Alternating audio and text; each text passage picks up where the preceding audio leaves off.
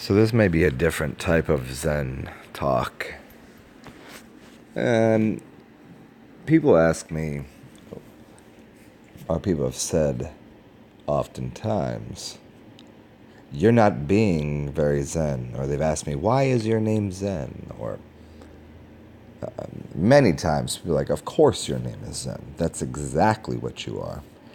But then other times people have next to no clue what Zen means, or what its purpose is as a signifier.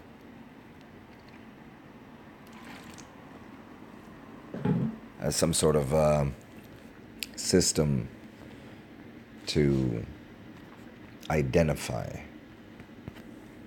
Because I exist within this human form. So there's some sort of expectation of the way that one should act and respond and behave. And so choosing a moniker, choosing some sort of a set of letters that would contain the type of ideas that are within me, whatever me is, whatever my brain is, whatever the ideas that I have, whatever my physical body and my the different manifestations of oneself. I thought the most enigmatic, the biggest, the simplest, the let's get right to the source code. I thought Zen would be the thing, but ain't it interesting? Ain't it funny that using the most all-encompassing word, I could call myself O. I mean, I think that would probably be what I would say to people. My name is O. And would people ask me then what my name is, who I am, what I am? I don't know. If I said my name was O, I thought Zen was easy enough because it's a little, there's fun to it, and there's like a sense of, isn't that Buddhist? Are you a Buddhist? People ask me. Like, no. And they're like, but you look like Jesus Christ. Literally look like Jesus Christ. No, I don't really follow that religion. I don't think that dude existed. It's so very funny. And what is it that I'm supposed to do for people? What is it that I'm supposed to be? And I can't quite figure that one out. Because as soon as I be whatever myself is, and I don't see, that's the thing, is like it's somewhere in between my thoughts and my feelings. And I know that my thoughts are oftentimes very wrong, so I reanalyze them. And my feelings sometimes I have to be suspect of, because were my feelings trained to be as such? Which gets into emotions. So am I emoting that? Am I feeling that? And so I wonder, is it myself? What is my essential self? What is my reflection? What are the things that because there's oftentimes, and if we go a little deeper into this idea, there are times that the craziest things happen that are just out there. They just happen in such a way that is so profound. And then there's certain times that I can see one attempting to steer a ship, but yet they have no idea where they're going. And I can see times that I'm steering something because I know where it's going. So I get very, it's this really simple but complex idea of saying, what do I know? Where am I going? And am I steering someone else in the right or wrong direction? Sometimes people ask for help. This is what Reiki is. This is what life is. This is what consciousness is, if there is. I mean, that I've often spoken to people about that word, and it's a very strange one.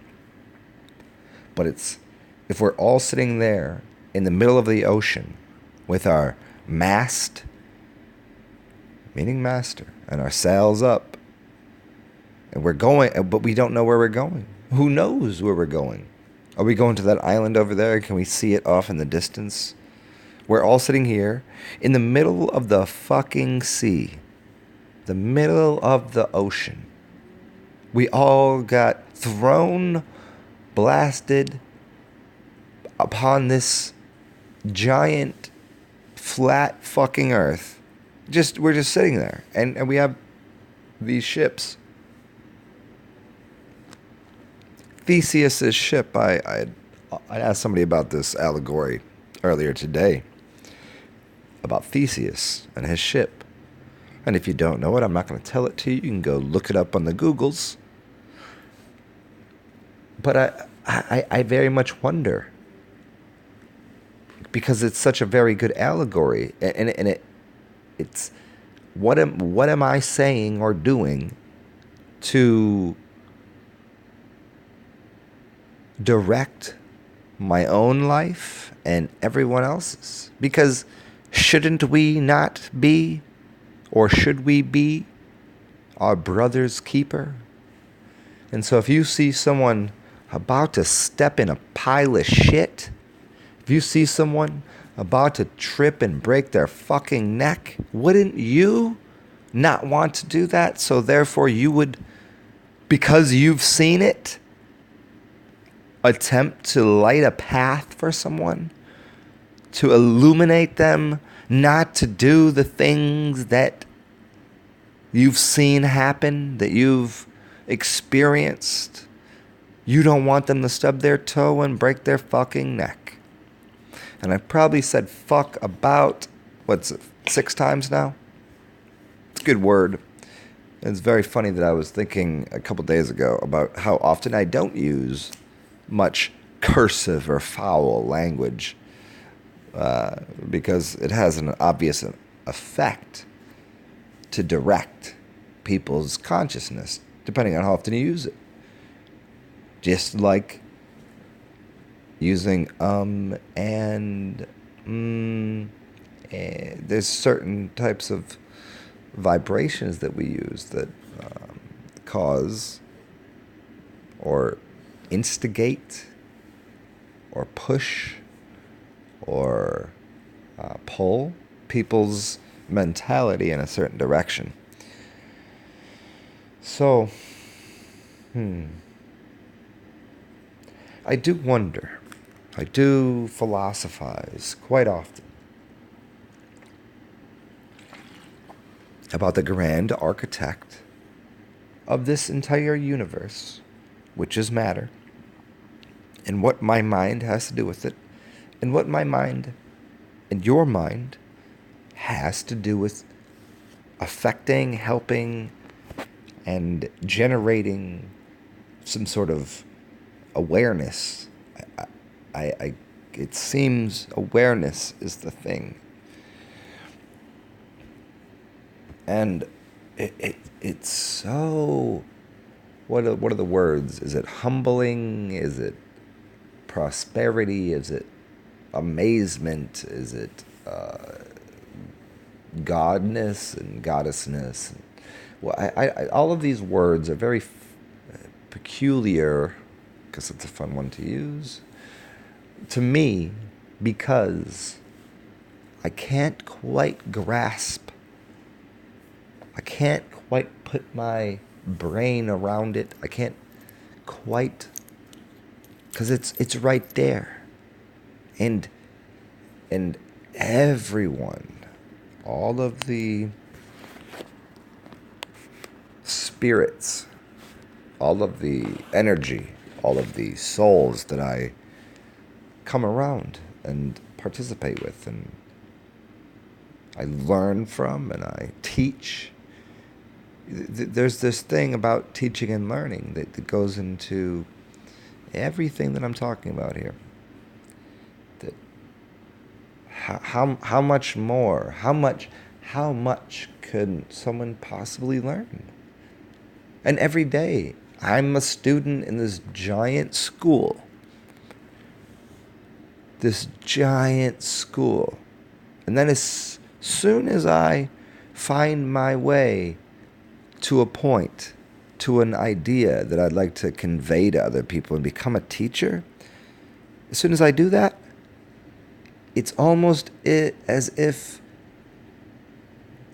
all of that knowledge that I received it vanishes. It funnels out of me. It's like to be new, to understand, to understand, to overstand, all of these fun words. It's like it just vanishes. I wake up, I become me now, and I have no idea where the old me went. This happens every day, all the time. Yes, there are certain established parameters, and this is the beginning of the talk that I was trying to convey to people about why is your name Zen? Why do you act like this? And it has a difference between acting, which is based upon conscious consideration of past and future events, which cause what's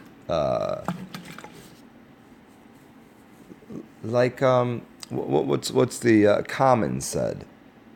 Yo, I'm not a rapper, I'm an actor. 'Cause I got my SAG card, baby. That's what he said. And then Lupe Fiasco said, the only way you can make a difference is to become an actor. So it's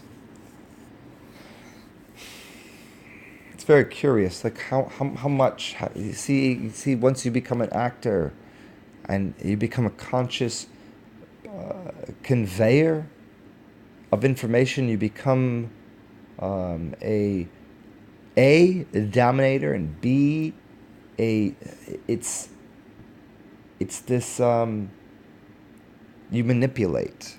You become a manipulator. And in my entire life, I've always found my way to having empathy, because empathy doesn't include manipulation. There's no conscious effort. People ask me, how and why do you know Reiki? Why do these cards do that? How does this? And it's because I don't care about that, because I didn't ask about it, because there's no way to figure out how the world functions.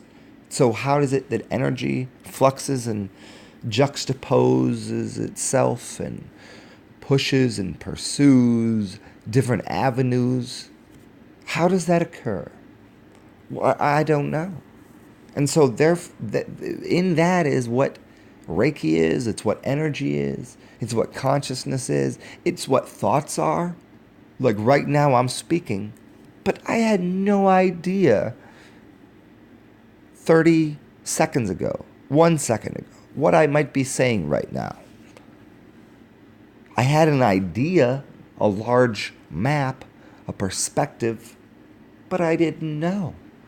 So how can I possibly be a teacher or a guide to someone?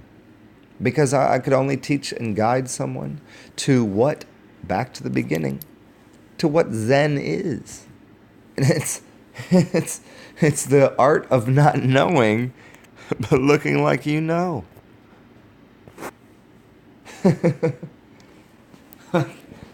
I could sit here and I could put a suit on, walk into an office building. I could wear the clothes. I could do all of the things that seem to be necessary. That it looks like, oh, apparently he does know something. And I don't know what it is. I don't know what it is other than this. That other people don't know that they don't know. Most people are so overconfident in their own lack of intelligence. And I said this to someone the other day, and it makes me stumble that it has to do with percentages and capacity.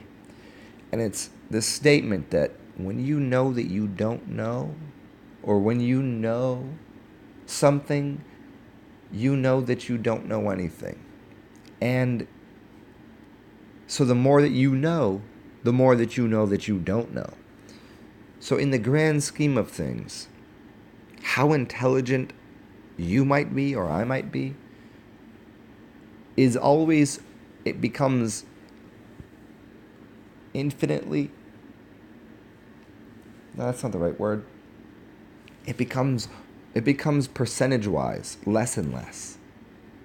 If I knew 100 bits of information and there was 1,000,000 bits that I thought existed, I would know a percentage of that, a small percentage. But then if I came to the realization there was 1,000,000,000 bits of information to know, but if I knew one more bit of information, I would know in percentage-wise much less. But in the real world, I would know more.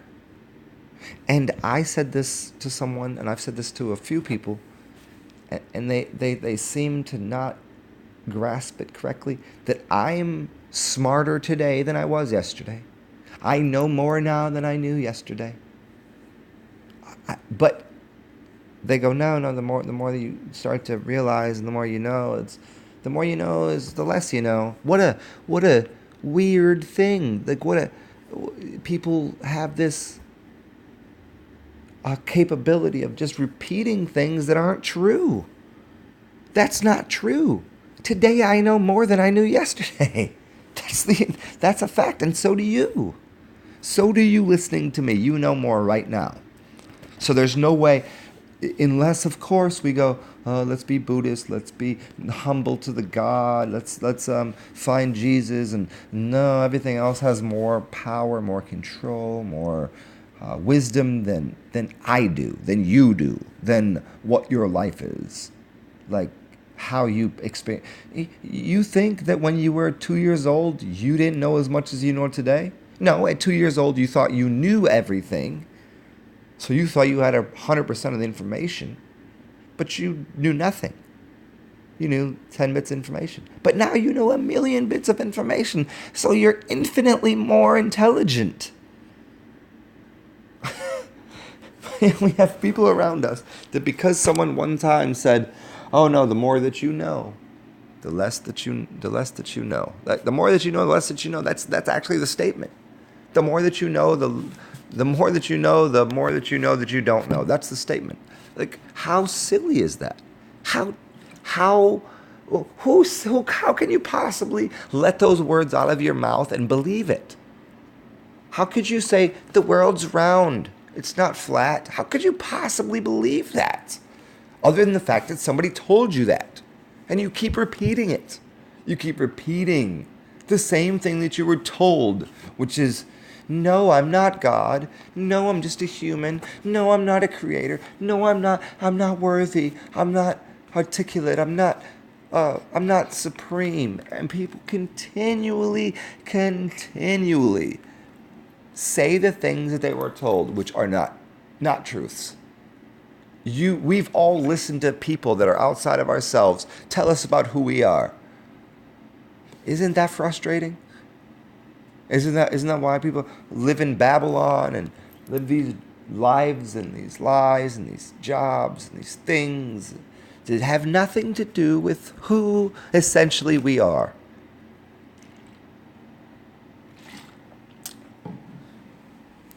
Like magical magistrates, architects of the entire world.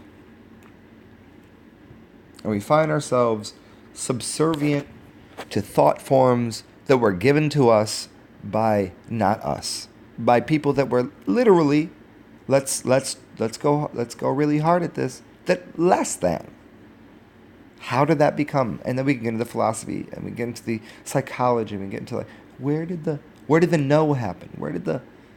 How did someone once say, "Oh, you're not as good as me"? How did that happen? But we know in this world today, right now, as we sit, there are a bunch of fucking idiots around us. We can look around. We can see it. We can fucking see that there's no reason whatsoever at all to take a needle and stick it into a baby and say, no, that's health. We can see that.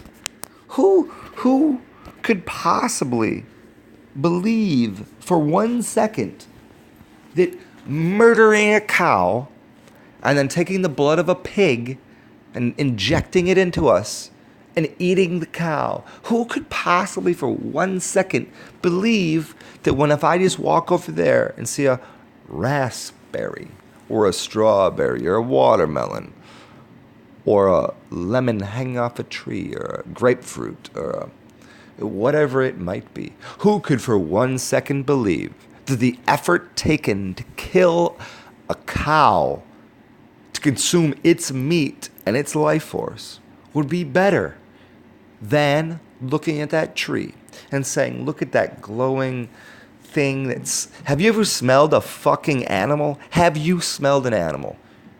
It smells horrible. You pet the animal, you're like, I like this animal, it's great, it's wonderful, I like its life. And then somebody says, let's kill it and eat it. But I walk over there and I look at this tree. And I see off of the tree there's these blossoming flowers, and I smell the flowers and I go, doesn't that smell wonderful and delightful? And then I see these fruits and they grow. And I say, wouldn't that be delightful to put in my mouth? And we use these, because I use these allegories of the most basic concepts to speak to all of you and to myself, obviously, that I look at and I see people that are part of my existence in life, that have the same thing that a tree has, that a fruit has. I look at people like animals. I look at people like fruit. And by looking at them, I say, hey, what kind of fruit is that? What kind of animal are you? You've said this to people. What kind of animal are you? What's your spirit animal? What is it? What is your fruit? It's very funny. Speaking about this, I often ask people, what's your favorite food? What's your favorite fruit? In fact, I don't even say what's your favorite food. I say, what is your favorite fruit or vegetable? Because that's in my consciousness. And I say, what is your spirit animal? I ask these questions often. So,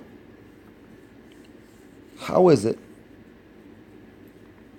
that we become aware of ourselves, aware of the divine creation that is around us, and the creation that we manifest? I don't know.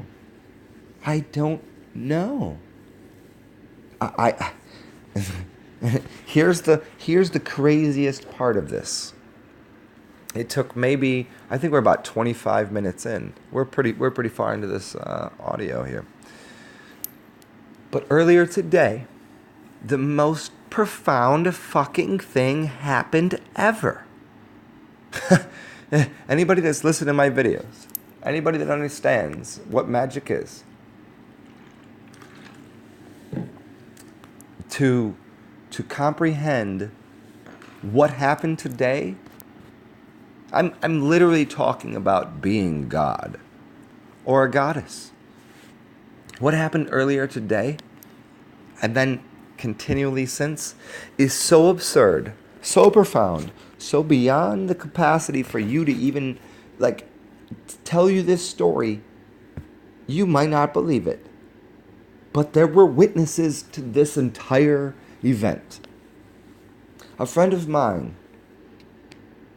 and this whole entire babbling of consciousness and was to get to this part of the story.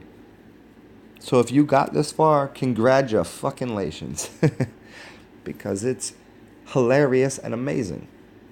A friend of mine sits down with me at about 11 o'clock in the morning and starts to tell me a story about a dream that she had.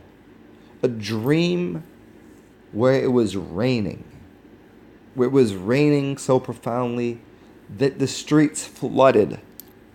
Now, you can go and verify this yourself by looking at the weather report of New Orleans, and you can't quite see the other part that I'm talking about, but she tells me this story of in her dream and how things were flooding, and she couldn't understand how possibly in her dream she was very aware, because once in a while she's very aware of her dreams and other times she's not, and I've this is my best friend in the world.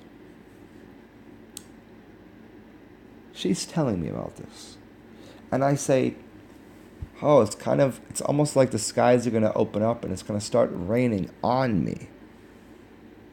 It's going to start raining right now over our heads.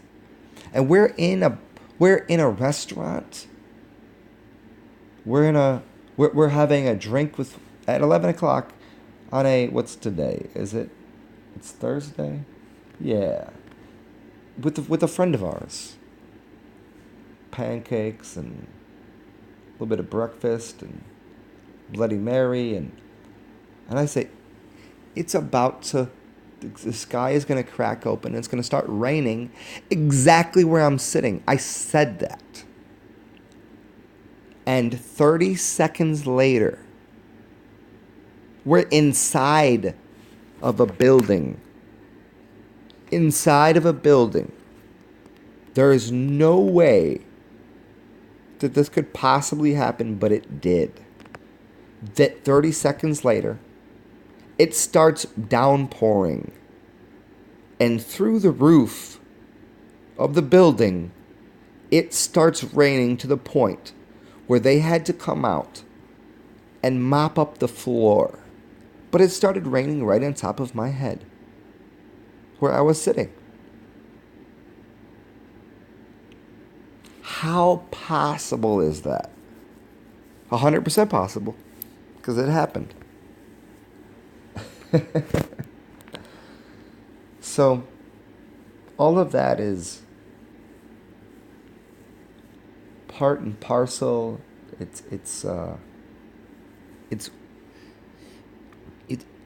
I don't know how to explain it. I've had the craziest, I can't explain. I don't know how to. I'm trying to teach everyone about thoughts manifesting and magic, because I do know to a degree, probably way more than you do, because I've experienced all of that, and I've witnessed it. I've been part of it, and I projected it, and I observed it, and I touched it, and all of these things, because I like everyone else to have a life that is wonderful, because I've experienced so much wonder. See, that's the word wonderful and wondrous, is to wonder, to wander, to walk around and go, holy shit, what is that? And I've experienced so much of that in a good way. Trust me, there's obviously, holy shit, that's a bad thing. That's weird. How did that occur? But in the larger perspective, in the larger, grand, we're just all running around, and I said this in another video, groping in the dark for something that we don't know about. And that's what magic is. And we're all sitting here doing this. And I'm sitting here staring at this mandala on the doorway, the archway between the kitchen and the bedroom, in the studio that I live in, and I'm wondering, how did this happen?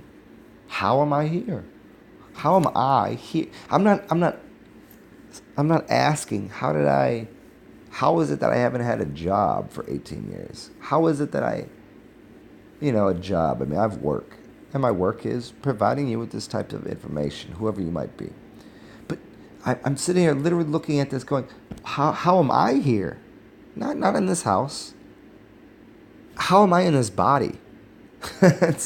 How am I in this body? Who am I? Who am I to be inside of this body? I'm not drunk. I'm not high. I'm not anything. I'm just talking. This is the essential. What am I? So you all find this talk when you should, because it's so. I don't know what question to ask, and I don't know what answer to give. But I do know that I'm having this experience physically, psychically, feeling, emotionally, which is the thought of how did I have that experience. So I look back upon my life, and here, let's go a little deeper into this.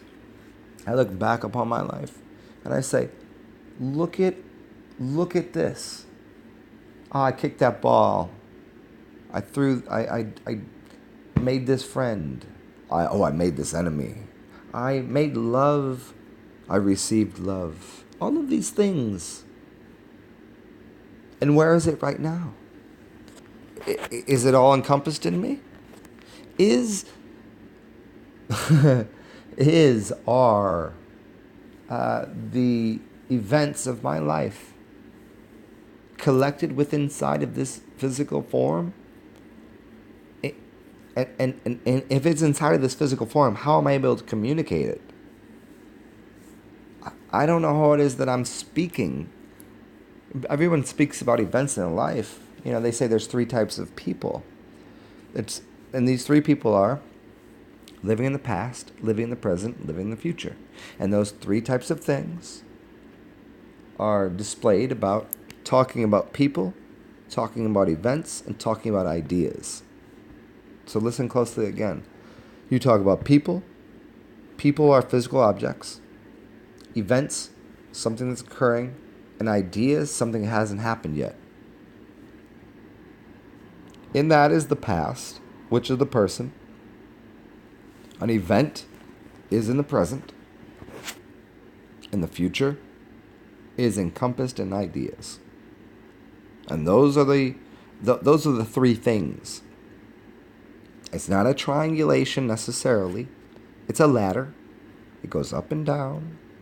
It doesn't go left and right. It goes up and down. It doesn't go to the past. It doesn't go to the future. It kind of does. It kind of goes in that direction. There's no duality. There just is your path.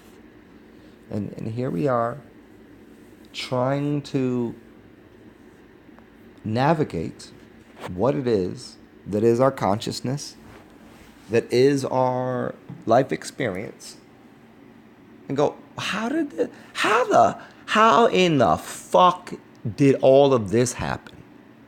How does it happen? Because if we can figure out how it happened, we can figure out how to, provide ourselves with a future, and our friends with a future, and our enemies with a future that is delightful, right? Because how is all of this occurring?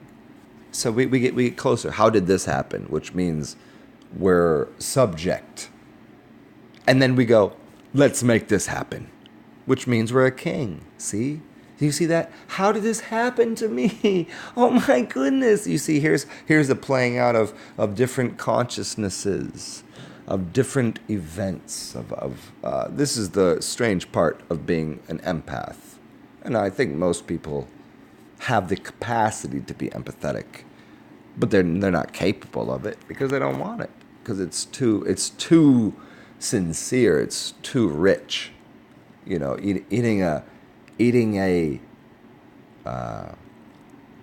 Having dessert, which means desert. See, dessert is dessert. Means it's the dry land. It's when you sit there and meditate in the hot sun and there's sand everywhere. But dessert is the rich food that you eat. And so, how is it that we get to a point in our mind that we go, that's the dessert. That's hey, I'm just looking at what I'd like. And you know what happens on in a desert? You find an oasis. And in the oasis, and see, this gets into all the fun things that I do with language for everyone. An oasis is it's a what do they call it? It's like a visual stigma. It's a stigmata. It exists, but it doesn't exist because it's an illusion. It just, oh, I'm thirsty, and this is what they say in the hood these days. That motherfucker is thirsty. That motherfucker is, that chick is thirsty for the dick. Like that's how people live. They live thirsty, and it's always funny. And I'm making a very long way out of this, and it's fun for me, because if you're listening, awesome. I'm so happy you are. How is it that we become so thirsty? I fasted for 40 fucking 3 days with my best friend. 40 fucking days of consuming nothing. No food. So that's what food is. But then I say, what is food to the mind? What is food to consciousness? What is the delivery system? What is it that we need? What is it in this oasis? What is the illusion we're creating? What is God? What is God creating matter? What is matter as the Mother Earth? What does the black mama have to do with this? What does the white God have to do with this? Like, why is Jesus symbolized as a long-haired white man, and the Mother Earth of Africa and the place that we all came from is black mama, right?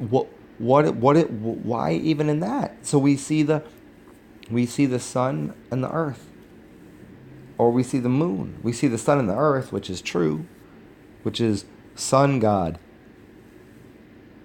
earth woman, goddess. There we go. Sun man, earth woman. We can see that.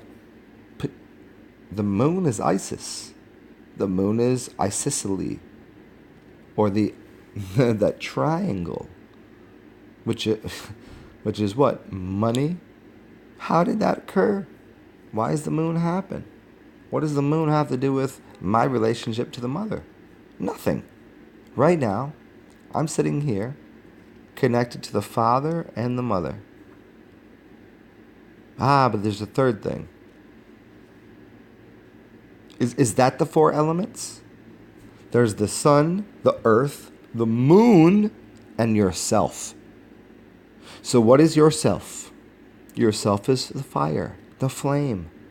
So now we can get a little deeper into all of my other studies and ideas that I try to convey to people. There's not 4 elements. You are the fire. You are the flame. Right? They say there's air, fire, earth, and water. No, air exists. It's there. Water is just flowing through you, and you could try to pick up water. You can't. You can't pick water up. You can't pick up air. Therefore, they don't exist. What can you pick up? Earth, matter. You can pick that up. You can hold it. You could just sit there and hold earth. So, what element actually is real? The earth. That's all. You have one element. One element to play with. One. So they say, what up? What up, family? What up, one? We won. One? What do you do if you come in first place? You won. Because that's all there is. Because the mind creates the matter. So, what do we do with fire? Well, go walk around and see if you can see fire. You can't see it. It's not going to happen. Fire is made by man. Man is made by woman. Woman was created out of the mind. The mind is Prometheus. Like, this is a complete teaching of how the mind creates the world. So the mind, which comes from Father, the Father is the fire. The fire is my Führer. The fuel for your mind is fire, because it doesn't exist in nature. In nature, one thing exists: matter, earth. That's all. There's not 4 elements. That's insane to think that you can, well, I'm going to use air and water. They don't exist. They fall right through. Pick up water with your hand. You can't do it. Pick up air with your hand. You cannot do it. Hold fire. You can't do it, but you can create it because you're made of it. You're made of fire and you're made of earth. The whole fire and water thing, I see fire, I see rain. No. What you see is your body made of earth. Earth and fire. That's all.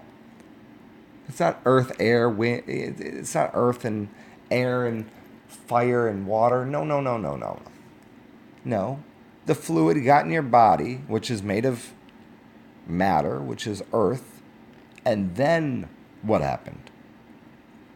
Well, you put a fire in it and you boiled the water. You boiled it and you percolate. But how could you exist? What is spirit? Spirit is called fire water. So fire water. Such seemingly opposite things. Get rid of all of the things. What exists?